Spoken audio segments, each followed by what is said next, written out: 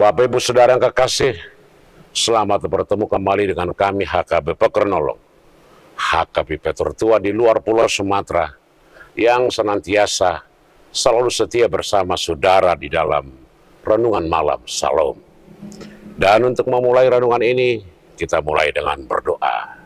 Kita berdoa. Terpuji Engkau Bapa di dalam Yesus Kristus Tuhan kami, yang telah datang ke dunia untuk menyelamatkan kami dari kuasa dosa dan kematian. Ajar kami untuk memahami, agar menaklukkan seluruh apa yang memisah kami dari Engkau. Hanya di dalam Yesus kami berdoa.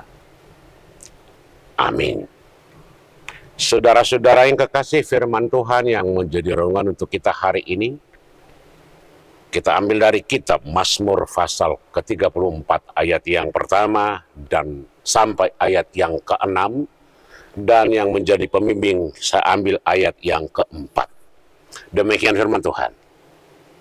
Muliakanlah Tuhan bersama-sama dengan aku, marilah kita bersama-sama memasukkan namanya. Saya baca sekali lagi.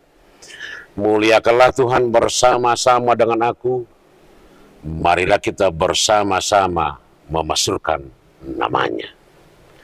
Saudara-saudara yang kekasih, inilah ajakan dari sang pemazmur bagi setiap orang untuk memuliakan Tuhan dan memasukkan namanya. Kenapa harus dimuliakan? Ini yang menjadi pertanyaan. Memuliakan Tuhan itu karena apa? Karena memang Dia adalah kudus, suci, dan karena memang Dia yang empunya segalanya.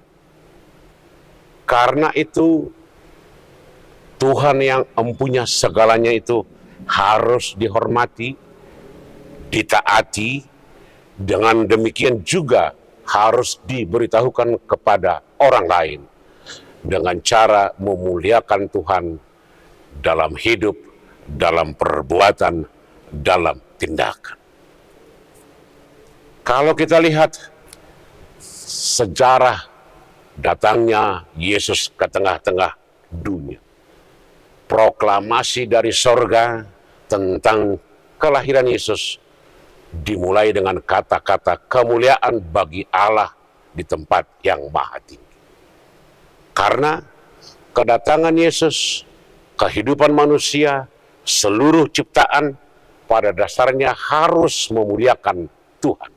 Dalam arti itu harus dipakai, dimanfaatkan, dan dilakukan hanya untuk menjadi pujian, ucapan syukur, dan secara khusus untuk penyataan kebaikan dan damai sejahteranya. Karena itu kehidupan orang Kristen sebenarnya adalah orang kehidupan yang selalu memuliakan Tuhan dengan cara-cara apa yang dia lakukan. Tetapi juga kita dapat memuliakan Tuhan dengan cara bagaimana menyembah, memuji, memohon. Dengan nyanyian kita, kita sujud dengan doa-doa kita, dengan segala permohonan kita. Mensucikan namanya dan mensucikan hati kita. Itu bisa menjadi kemuliaan bagi Tuhan. Memuliakan Tuhan juga bisa kita dengan cara mengasihi orang-orang lain, mengasihi siapa saja. Kehidupan orang Kristen harus menjadi saluran kasih bagi setiap orang, bagi siapa saja. Karena demikian, melalui kita, Allah dikenal orang-orang lain. Kemudian kita juga dapat memuliakan Tuhan dengan cara bagaimana kita membangun persekutuan dengan orang-orang di sekitar kita. Bahwa setiap orang adalah bagian dari hidup kita, bagian dari kebutuhan kita. Kita tidak bisa dipisahkan dari orang-orang sekitar kita. Oleh karena itu, apa yang terjadi di sekitar kita, itulah bagian bagaimana kita saling mendukung, saling mendorong, dan saling melengkapi. Oleh karena itu, segala sesuatu yang di dunia ini adalah dipakai Tuhan untuk memberikan yang terbaik bagi kita. Dengan demikian, kita juga harus bertanggung jawab dengan segala sesuatu yang ada di tengah-tengah kehidupan kita. Kemudian ketika bagaimana kita memuliakan Tuhan, kita dapat memuliakan Tuhan melalui apa yang kita lakukan. Menurut orang-orang pintar, otak kita ini mempunyai kemampuan, mempunyai daya ingat, mempunyai kekuatan yang tidak terbatas. Dia mempunyai kemampuan menyimpan data, hampir triliunan data.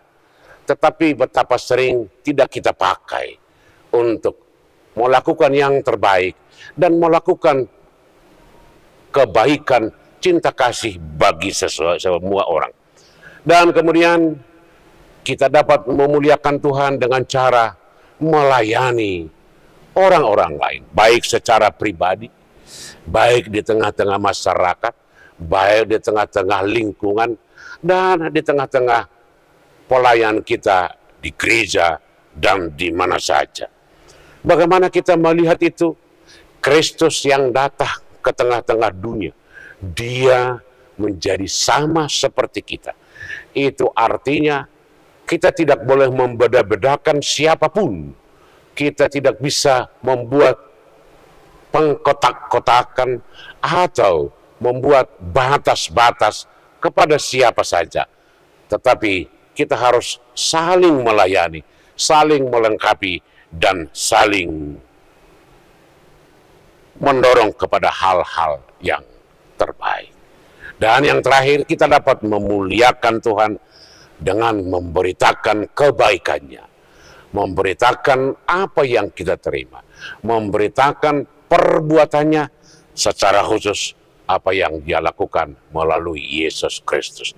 Dengan demikian, keselamatan yang disediakan oleh Tuhan akan sampai kepada setiap orang, dan semua orang akan menjadi pewaris kehidupan kekal, sukacita, dan damai sejahtera. Amin. Kita berdoa. Terima kasih Bapa di sorga, karena Engkau telah datang ke tengah-tengah dunia untuk menjadi bagian agar kami memperoleh sukacita, damai sejahtera, dan kehidupan kekal. Biarlah Roh-Mu menguatkan kami untuk senantiasa memuliakan Engkau, memuji Engkau, memasukkan nama-Mu. Hanya di dalam Yesus kami berdoa. Amin. Anugerah Tuhan kita Yesus Kristus, kasih setia Allah Bapa, dan persekutuan dengan Roh Kudus kiranya menyertai saudara-saudara sekalian. Amin.